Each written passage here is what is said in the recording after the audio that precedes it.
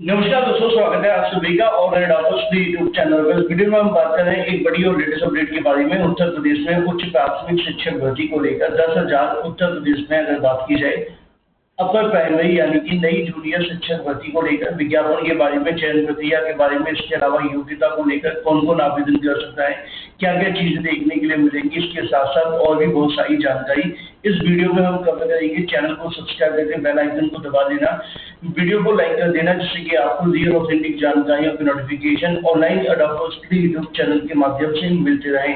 उत्तर प्रदेश शिक्षा सेवा चयन आयोग को आप जानते हैं कि सरकार के माध्यम से, शासन के माध्यम से नई भर्ती के संबंध में रिक्त पदों का जो अध्याचन है वो भेजा जा चुका है। अब उसी पदों को भरने के लिए या उन्हीं पदों पर भर्ती के लिए जो प्रक्रिया है वो भी आप सभी के सामने स्टार्ट हो रही है, जिसमें अगर बात की जाए 1 to 5, 6 to 8 के साथ साथ आप सभी के लिए और भी बहुत सारे पद होंगे, लेकिन इस वीडियो में हम सिर्फ और सिर्फ बात करेंगे 10,000 उन पदों पर जो 6 to 8 से भरी जाएंगी, यानी कि खासकर 1 to 5 के अलावा जो 6 to 8 की वैकेंसी है उसके बारे में। और अब इसमें क्या क्या प्रोसेस रहेगा, किस तरीके से आपकी सारी की सारी प्रक्रिया चलेगी, इसके बारे में थोड़ी सी डिटेल में आपको समझा देता हूँ। दोस्तों, जैसा कि आप जानते हैं कि यूपीटीईटी के आवेदन बंद होने के बाद 15 लाख से ज़्यादा छात्रों ने यूपीटीईटी के लिए आवेदन किया है और 15 लाख छात्र अगर किसी परीक्षा के लिए आवेदन करें तो आयोग का सबसे बड़ा फोकस होता है कि पेपर के पैटर्न को इस तरीके से आप सभी के सामने रिप्रेजेंट किया जाए कि ज़्यादा से ज़्यादा अभ्यर्थी पास न कर पाएँ। और उसी पेपर के पैटर्न को ध्यान में रखकर ये बुक तैयार की गई है, यूपीटीईटी की बेस्ट बुक, जो कि आप सभी के लिए चक्षु प्रकाशन की।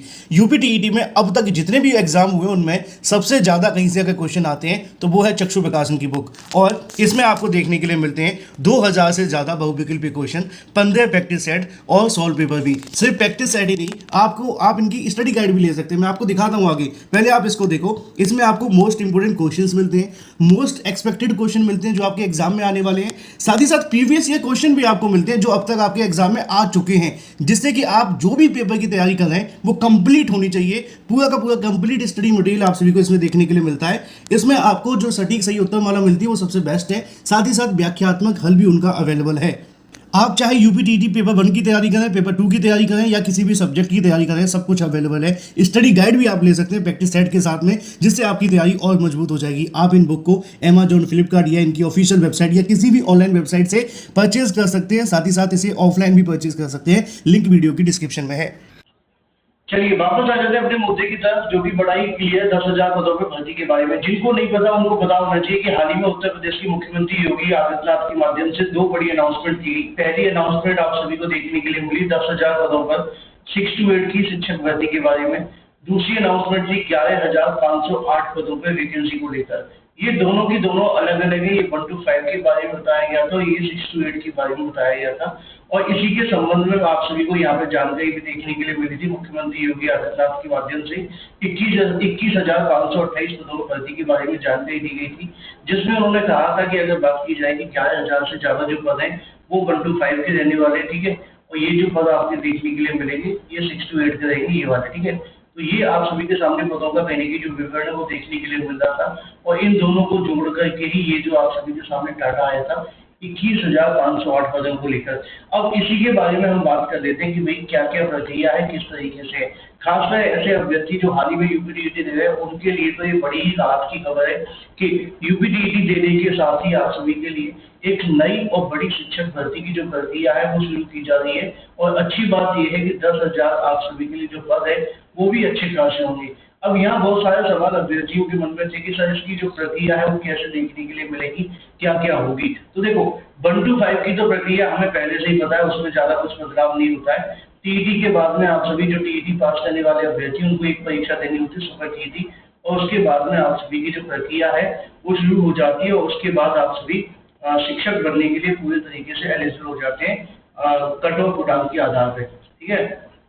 लेकिन यहाँ पर थोड़ी सी आप सभी के जो प्रोसेस है वो आपको थोड़े समझते हैं कि अनुदेशक भर्ती जो होती है, जिसमें हम 6 to 8 की बात कर रहे हैं, अनुदेशक का जो चयन है वो किस तरीके से होता है ना, वो उसकी प्रक्रिया क्या रहती है और किस तरीके से आप सभी का जो चयन है वो किया जाता है, वो आपको समझाने की कोशिश कर रहा हूँ। अब देखो अनुदेशक भर्ती की जो प्रक्रिया है वो कुछ इस तरीके से रहती है कि 2 प्रोसेस है।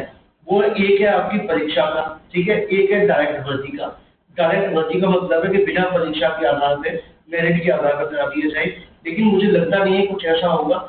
जो यूपी के अंदर आप सभी की अनुदेशक भर्ती होगी उसमें भी 6 to 8 की खासकर बात की जाए तो वहां पे भी आपकी लिखित परीक्षा कराई जा सकती है। राजस्थान के अंदर भी हाल ही में कंप्यूटर अनुदेशक की भर्ती आई 3,951 पदों के लिए, उन पर भी परीक्षा करवाई गई है। उनकी परीक्षा 22-23 अगस्त को होने वाली है, ठीक है।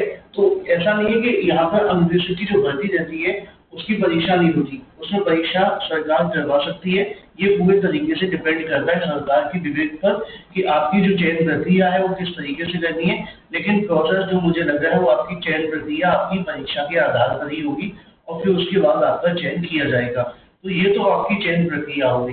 दूसरी चीज, कौन कौन आवेदन कर सकता है? बीएड और बीटीसी करने वाले सभी अभ्यर्थी आवेदन कर सकेंगे और जो यूपीटीडी पास है ओबीसी एससी वाले अभ्यर्थी 82 नंबर पर वो इसमें आवेदन कर सकेंगे। बाकी के लिए 90 नंबर आप जानते ही हैं। लेकिन एक चीज आपको और समझ लेनी है कि जो हाल ही में यूपीटीडी दे रहे हैं उनको भी इसमें मौका मिलेगा। ऐसा मत सोचना कि उनको मौका नहीं मिलेगा, वो इसमें आवेदन नहीं कर पाएंगे, वो पूरे तरीके से आवेदन कर लेंगे। बस कोशिश करना है कि यूपी टेट 6 to 8 क्वालिफाई कर लेना, क्योंकि फिर इस बार यूपीटीईटी का जो एग्जाम पैटर्न है बदला हुआ आपको देखने के लिए मिलेगा।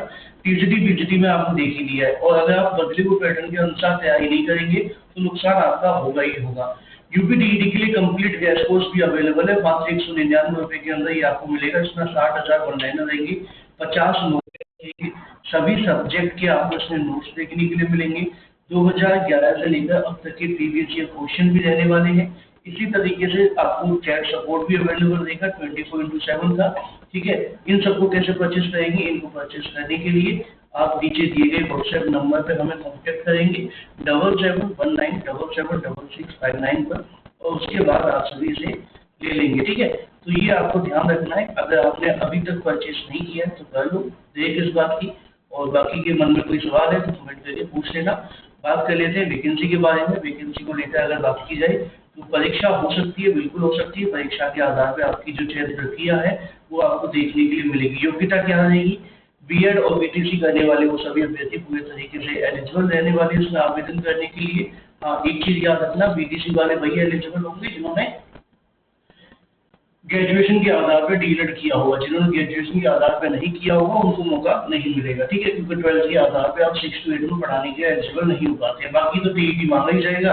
अब मेरिट कैसे बनेगी ये देखना दिलचस्प होगा।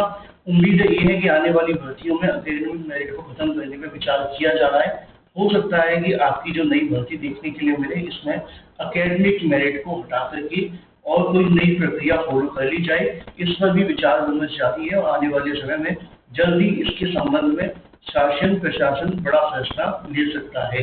तो ये आपकी जो भर्ती होगी वो शिक्षा सेवा चयन आयोग से होगी, इसमें कोई दो राय नहीं है, क्योंकि इसी को अध्याचन भेजे गए हैं और इन्हीं के माध्यम से आप सभी की भर्ती कंडक्ट करानी है। फिलहाल ये थी पूरी की पूरी जानकारी 10,000 पदों पर जूनियर भर्ती को लेकर। अगर आप प्राथमिक के बारे में भी जानना चाहते हैं तो उसके लिए भी एक अलग से वीडियो बनाकर के आपको जानकारी दे दी जाएगी। Thank you for watching this video.